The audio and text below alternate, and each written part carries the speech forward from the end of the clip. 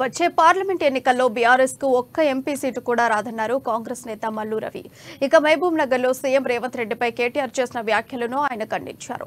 420 అని వ్యాఖ్యలు చేసినందుకు కేటీఆర్ పై కేసు పెట్టాలన్నారు. పుట్టుకతో గుడ్డి చెవుడు ఉన్న వాళ్లే కేటీఆర్ తరహా వ్యాఖ్యలు చేస్తారని విమర్శించారు.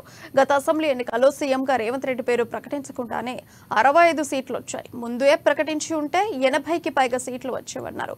ప్రజాపాలన కేటీఆర్ కళ్లకు కనిపించడం లేదా అని ప్రశ్నించారు. తెలంగాణ ప్రజలు స్వేచ్ఛగా తిరుగుతున్నారని, వారి సమస్యల పరిష్కారం కోసం ప్రజాప్రతినిధులు కలుస్తున్నారని చెప్పారు. బీఆర్ఎస్ పాలనలో ప్రజలు కేసుల భయంతో బతికారన్నారు. గత ప్రభుత్వంలో ప్రజలు లేక వెలిసిపోయిన సెక్రటేరియట్ ఇప్పుడు మంత్రులను సాధారణ ప్రజలు కూడా డైరెక్ట్ గా కలుస్తున్నారని చెప్పారు. 10 లక్షల ఆరోగ్యశ్రీ కింద ఇప్పటికే 6,000 మంది పేదలు లబ్ధి చెందారని చెప్పారు. సీట్లు కాంగ్రెస్ కి, ఇంకో సీటు సిపిఐ. టిఆర్ఎస్ పార్టీ కార్యకర్తల మీటింగ్ లో కేటీఆర్ గారు మాట్లాడటం జరిగింది.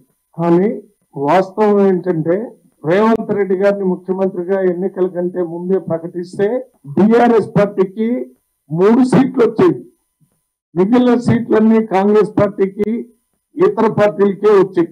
బీఆర్ఎస్ పార్టీ అదృష్టానికి కాంగ్రెస్ పార్టీ హైకమాండ్ లో ఒక పద్ధతి ప్రకారం ముఖ్యమంత్రిని ప్రకటించడం జరుగుతుంది. ఎన్నికలు అయిన తర్వాత గెలిచినటువంటి ఎమ్మెల్యేల అభిప్రాయాన్ని తెలుసుకుని ముఖ్యమంత్రిని ప్రకటిస్తారు. అది ప్రజాస్వామ్య పద్ధతి కాబట్టి ఆ రకంగా ప్రకటించారు. బహిరంగంగా రేవంత్ రెడ్డి పేరును ప్రకటించకపోవటం వల్లనే 64 సీట్లు కాంగ్రెస్ కి, ఇంకో సీటు సిపిఐ అలయన్స్ కి, మొత్తం 65 సీట్లు వచ్చి స్పష్టమైన మెజార్టీతో ప్రభుత్వాన్ని ఏర్పాటు చేసే అవకాశాన్ని తెలంగాణ ప్రజలు కల్పించారు. ఇది వాస్తవ పరిస్థితి. రేపు జరిగేటటువంటి పార్లమెంటు ఎన్నికల్లో బీఆర్ఎస్ పార్టీకి ఒక్క సీటు కూడా వచ్చేటటువంటి అవకాశం లేదు.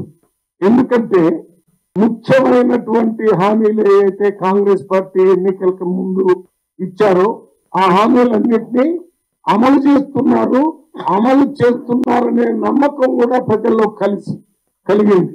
మొట్టమొదటి హామీ, అన్నిటికంటే ముఖ్యమైన హామీ, ప్రజలు స్వేచ్ఛగా స్వతంత్రంగా మాట్లాడేటట్టు, ప్రశ్నించేటట్టు ఉండేటటువంటి గవర్నమెంట్ ని ఏర్పాటు చేసామనేది ప్రజలందరికీ తెలిసిపోయింది. ప్రమాణ స్వీకారం చేసే రోజే ప్రగతి భవన్ పేరుని ప్రజాభవన్ గా మార్చి, ప్రగతి భవన్ ముందున్నటువంటి ఇనుప కంచెని జేసీబీలతో ఎత్తి పరేయటం జరిగింది. ఎందుకు జరిగిందంటే, ఇది ప్రజలకిచ్చిన అత్యంత ముఖ్యమైనటువంటి ఒక వాగ్దానం. ఆ వాగ్దానాన్ని అమలు చేశారు. ప్రజలు మనకి స్వతంత్రం రాకముందు 1947 ఆగస్టు 15 కంటే ముందు ఏ రకంగా భయంగా మాట్లాడితే కేసులు